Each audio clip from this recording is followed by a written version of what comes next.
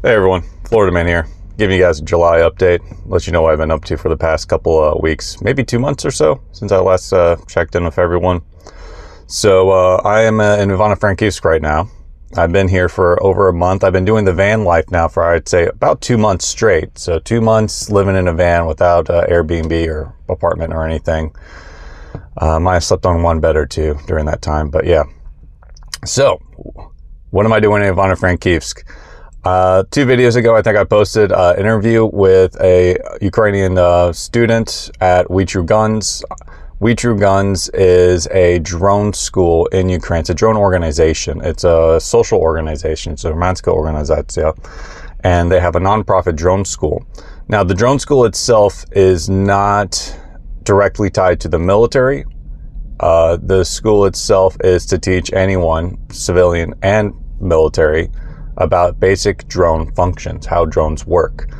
And basically I got in contact with another person and we were talking about supporting this organization because they also, of course, since they're in Ukraine and they're teaching stuff about drones, they give special treatment to those that are joining the military. And so basically this program, they offer a 1-month course from like complete noob to, you know, pretty decent, I'd say amateur. Like it gets you to an intermediate level of drone operating skills in 1 month. And, you know, we wanted to check it out and see how this was, to see if this was like a good sort of school for us to kind of support. On one hand, it's because they offer this course for free for those that are contracting with the military or those that are currently in the military. And 2, they offer this course in English too. This course is a dual language course. It is both in Ukrainian and in English. So we're seeing it as a valuable option for foreigners that want to, 1, learn about drones, but 2, foreigners that want to learn about drones and enter the Ukrainian military as a drone operator. Because once you graduate this course, you do have a certificate recognized by the Ukrainian government saying that you can be a drone operator. And so in the first interview we did it with a Ukrainian who was already in a Ukrainian unit, but he wasn't a drone operator. And so he was put into this course to become a drone operator. And the next interview I'm going to show you guys a bit later, it's going to be from foreigners that came to this course, know nothing about drones, and now they're going to be joining Ukrainian Special Forces drone operation teams.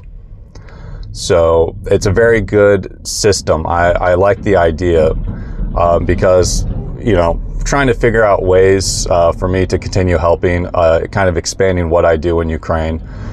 You know, this is a general overview of everything and it's been up to too. So also the Forge. The Forge is still there, guys. Your donations are still going to the Forge. It's just nice that it's kind of stable now. There was a bit of an issue recently. Roman had some issues that we had to work out. We couldn't take volunteers for a while. It's still a bit undecided what exactly happened, but it seems like he's going to keep working, so it's going to be nice. And I plan on being back in Vinnytsia in a couple weeks, and I'll be bringing a bunch of stuff, free stuff. It's funny how Ukraine works, the bartering system, but that's another story for another day. But yeah, we have the volunteer room. I'll be bringing some stuff. It'll be looking nice, much better, fully outfitted. But yeah, no, back to Ivano Frankivsk, what's going on here. So yeah. Basically, before I came back to Ukraine, you know, I was in contact with someone who went through the course beforehand, and we were both communicating about this would be a great way to help foreigners, especially veterans, come to Ukraine. If you have no experience in Ukraine, you want to come to Ukraine and you want to be able to join a Ukrainian unit. You don't want to join the Legion. This is a very good option, and I think it is a proper option. But of course, you know, there's some other things here going on too. I'm going to make a full video about We True Guns drone program, my impressions of it, and what I'm going to do with that program. But actually, I'll talk about that here because the other one's just going to be about the whole program, going week by week, what to expect. But yeah, so basically, I want to continue supporting the project. I like their stuff. They need help. They're like most things in Ukraine, it's a shoestring budget. So we've already helped them. We did one fundraiser. I'm going to show you a bit of there right here. We did a 4th of July fundraiser for them. There's some cool people, some cool places around here already. I really love this city. Like, honestly, I think this is becoming my favorite city in Ukraine. More than Lviv, more than Vinnytsia, unfortunately. I've met a lot of cool people here, and I really like the city. I would like to spend more time here. But basically, yeah, we did a fundraiser where we were buying props. Props, you eat through props. New students especially are going to eat through a lot of props. And also if you want to, improve your skills as a drone operator, you're going to eat through a lot of props and you're going to break stuff. That's how it goes. You got to test your limits. But also batteries need to be replaced. I fucked up one battery pack. I will admit, I lost control once and I slammed my drone into a ceiling. I think one of the batteries in the pack got too hot, so we had to change that stuff out. But yeah, these are just common. It's attrition. If you want to learn how to fly drones properly, you're going to break drones. Funny story. A couple of weeks ago, I think Azov was in town, and they're like demonstrating. They have like 4 different drone units. All their they brought in for people to ask questions and show them what their drone units are like. And they brought in a Vampire and a Mavic to demonstrate. They broke both of them. It was kind of funny. I was like, yeah, that fucking sucks. There's like $1,000. But yeah, so the program, it's something that I think has very good potential, and it can be a very good way to help foreigners that want to come to Ukraine to learn more about drones. Either you want to become a volunteer engineer. There's people that come here that do volunteer engineer works. I might utilize this as a good intake for people that I have. Many people ask me, Ben, I want to learn how to build drones and make drones. And, I have some other drone stuff I do. I might just say, go to this course. Once you graduate from this course and I get like a thumbs up from them, all right, let's talk then. But, yeah, it's a great place for you to get your basics in. You're going to learn how to fly. You're going to learn all the basic about software, beta flight. And you can learn a lot more, and I feel like there's a lot more that can be improved. And that's also, I used to be a college teacher. I don't know if I ever talked about this, my previous lives. My first previous life, when I graduated from North Georgia, I was like a college teacher. I taught international students for like 6 years, basic American history, culture stuff. I've always been pretty good in front of an audience, talking in front of people, and I've developed my skills as like a teacher in a way. And, that would be like one of my main criticisms of the course, is that they come from expertise in their field, but they don't come from an expertise in teaching. So they lack a lot of structure and a lot of, ways to kind of help students enforce what they learn. And so that's why I think I could definitely help bring to the table to them, and we can definitely have a big improvement. So far, basically half the students are foreigners, half the students are Ukrainian each time. The courses are pretty small. I'd say averaging around maybe 8-10 students, which is nice because, when we're flying, there's only so many radio frequencies that we can utilize when we're flying. So we're not overlapping each other and we're interfering with each other's signals. So I prefer, it's nice small courses. It's very well, like, the foundation's there. We have the places we can go to fly. Lots of cool stuff we get to do. The instructors have all their PowerPoints. They have plenty of knowledge. If you ask them any question, they have an answer. But sometimes they tell you to go find your own answer because that's just part of like the Ukraine mindset almost. It's like you need to learn how to do it yourself. And I get it. And that's like a whole conversation about like education differences in some ways here, where it's like, they're not going to push you, but like in that sense, like they expect you to kind of almost push yourselves in a lot of times. But I feel like, I disagree with that mindset because I feel in some ways it kind of leads to like a laziness or like a laissez faire, like, oh, I guess this teacher thinks I'm okay with what my current status is. That's teaching strategies and whatnot. That's a whole other field. But yeah, so Ivano, Frankivsk, freaking love this. If anyone gets a chance to come to this city, come to the city, man. It's like, it's a perfect density. It's not too small, not too big. There's a lot of new development type stuff going on.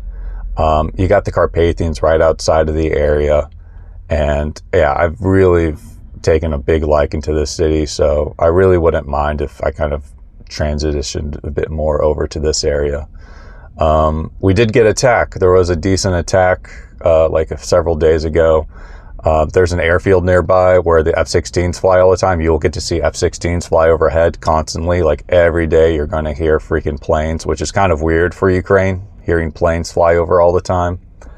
But, yeah, the attack, it's usually, I think it was the biggest attack so far in the war, they said. But the city itself was fine. If you can choose to like terrorize citizens or try to take out an F-16, I know Russians are fucking assholes, but at some point they realize, there's strategic sense that, you'd rather pick one of those over the other. So yeah, don't know what much else to say. Health-wise, I'm doing pretty good. It got so good that I got really bad once. I'll share you the details. But yeah, I thought I was going to die once again. And yeah, for me too, when doing this course, my drone skills have drastically improved. My flight skills are great. I've had the temptation to sign a contract. The main reason probably so right now is just my health, because I know my health can just turn to shit instantly still, which sucks. But that's what it is. So that's what I have to deal with. Besides that, yeah, I'll be in Lviv in a short bit. The course I'm in, it ends this week. I'll be staying for another 2 weeks to help them out with the new student intakes and to implement some of my ideas for helping enforce, like, improving what the students learn to help retention and to help improve their knowledge base. After that, yeah, Lviv, we started I don't know if I even talked about that. I made a video about it. No one watched it though. We started collecting used clothes for wounded soldiers on the front lines in partnership with Chalice of Mercy. I'll be back up in Lviv. We have a sorting day with all the clothes that we collected so far. If you're going to be in Lviv mid-August or like early August, hey, drop by the IVC. We're going to have a sorting day. We're going to be sorting all the clothing that we received. After that, back to Vinnytsia. Be there for about a week or two, I think. And then I'm back out to Zaporizhia to help out my friend over there a bit more. And then I'll probably head back here. And then I'll probably stay here till the end of the year. So it's crazy. I mean, the war itself is, I don't know, a lot of shit's been happening. I think Trump's finally set. I think he's on one side, and I'm happy that where he is. Of course, we'll see what happens with the Epstein files if he's going to stay, because if he's gone, then it's JD Vance. We'll see what happens. But yeah, I doubt that he's going to stay on. But unfortunately, there's another thing I guess I could talk about. What I've kind of been thinking about a good bit too is that I made this like observation not several years ago, I guess early last year. And it was like, why are the Russians pushing? Like the Russian casualty rate. I always ask myself, like the war, after like the Ukrainian counteroffensive failed, and then, the Russians tried one of theirs, and it's just been like, horrible attrition for, barely any gains. I was like, the war isn't going to be won on this front. The war isn't going to be won on, moving the actual battle line. The war is going to be won by like the strategic bombing campaign, pretty much. That's how I kind of view it. That's where, Ukraine gets crippled. Ukraine isn't going to be crippled or taken by, each step the Russians advance, because Ukraine's freaking huge. It's going to be by Russian strategic bombing campaign. And it seems like the Russians are there. The Russians have completely understood that this is where they need to excel at, and now this is what they are excelling at. Seeing the Russian, I know they're not called Shaheeds, the Russian variants. I need to improve my vocabulary when it comes to these weapon systems, because in my head, they're all just Shaheeds, the giant styrofoam stuff. And being in the drone school, you get to learn a bit more about them. You definitely learn more about the REB systems. You understand how hard it can be to counter them. Like spoofing, understanding spoofing better. That's great stuff I've learned all throughout this course. But then you understand, like, yeah, this is an issue. This is going to be a serious issue for Ukraine, because Russia's production, they've got it down now. They've got it down, and I'm going to be honest, guys. I got to see some of these weapon systems, and they're fucking cheap to make. All right, the U.S. is in a world of hurt. In the future, I feel like we can never make, once the curtain's been unveiled and you see how cheap it is to make things that can cause serious damage, and you wonder, like, how much did the US spend to build a system to blow that up or something like that, and you realize, well, dude, like a Shaheed can cost like $2,000 to make. These things aren't that hard to make. They're not that hard. And then that's where you kind of get scared, when you're like, holy shit, this is cheap. These things are cheap and easy to make. All you need is the knowledge. And then you set up your factory base, and there you go. Russia makes 1,000 of them a fucking day. That's not good, guys. And that's my biggest concern, is that Russia is just going to double down on that, and they're just going to hit each city. And, Patriot systems are great. Sure, more Patriot systems the better, but you know, how many multi-million-dollar systems can go up against a $2,000 drone? You know, that's always the scary part. You're always in the, you know, you're on the losing side when your protective munitions are more expensive than the offensive munitions. And that's where we're at. So there needs to be a cheap counter. There needs to be a new cheap counter. And that's the other, I mean, it could be drones. You could just make a, you know, that is something that's been thought about, that's been used in some areas. I don't know how effectively.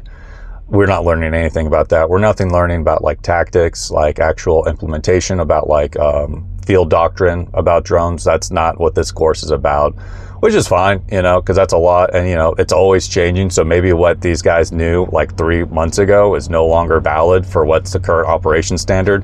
You know, if you go out to your unit, you'll be up to date then, and they'll teach you how they go about doing their operations. But yeah, it is something to think about. That's been my biggest concern now, is that I don't see how, like, if Russia doesn't have an internal collapse, it's basically which society internally collapses first, Ukraine or Russia. And maybe like on the front, it provides more like pressure on Ukraine, because Ukraine does have a serious manpower shortage, guys. It's bad. I'm not going to get into some of the stories that I've heard recently, but it's bad. You know, but yet again, if you're someone in the U.S., Western countries, veteran, and you've been afraid of coming to Ukraine to join here because you heard so many horror stories about guys ending up in bad units, and they got the bad end, you know, short end of the stick. That is also why I kind of like this program at this school, because basically you get a month in here. They're not tied to, like, they have a recruiter, not a part of the program, but, you know, a recruiter that they work with who comes in and talks to guys. And, you know, we now have an alumni system at the school. So we have guys that are currently in units, and you can talk to them about their unit, and, you know, they'll let you know what's the truth about it. So I think this is a very good system to help guys, because there's that big confidence gap with coming over here, and I get it. You know, obviously there's always going to be a risk, but no one wants to be put into a meat grinder unit or a fucked up unit where, you know, you're like, what the fuck is going on here? So yeah, I'm happy that I'm here. I'm happy what we're doing. There's a lot of work to do. I hate to say I'm getting pretty tired. It's been nonstop since I first came back to Ukraine. Probably going to take like a proper 4-day fuck it weekend. Just get an Airbnb somewhere and just sleep and watch some TV shows, maybe play some video games, open up Steam, get on my like virtual opium pipe, and just you know, toke it for 4 days straight, and then get back at it. But yeah, we'll see about that. All right, I think that's it for Florida, man. Thanks, guys. Stay safe out there.